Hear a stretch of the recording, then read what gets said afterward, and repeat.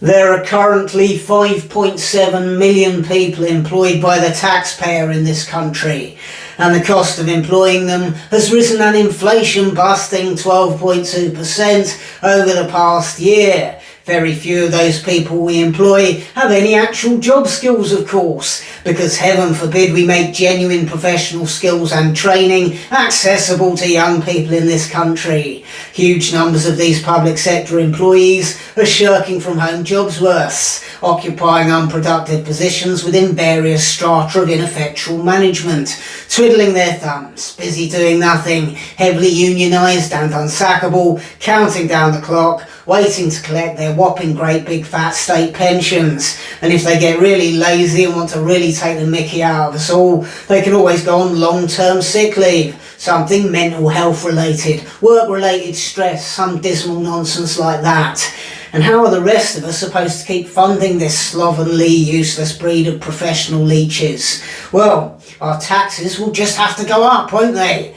Bigger tax bill for you and I. Taxes go up and up and up, public spending goes up and up and up, and yet we get less and less for our money, don't we? With an annual budget of £3.2 billion of taxpayers' money, Birmingham City Council somehow manages to go bankrupt as its equal pay commitments spiral out of control, a paradigm of public sector corruption and thievery. The Ministry of Justice employs 92,000 people, the Department for Work and Pensions 88,000 people, and what exactly are these taxpayer-funded employees doing? An awful lot of nothing at all. Higher taxes, higher public spending. Who would have thought under a Tory government we'd be hurtling this quickly towards communism? And all this is exacerbated by the fact that we live in an age of quiet quitting. No one is willing to do a decent day's work, and why should we expect them to? What motivation, what incentive does anyone under 30 have to work hard? The dream of owning their own home, having somewhere to raise a family, has been entirely taken from them. If you're under 30, the chances of you being able to purchase a home big enough to raise 2 or 3 kids in are very slim indeed.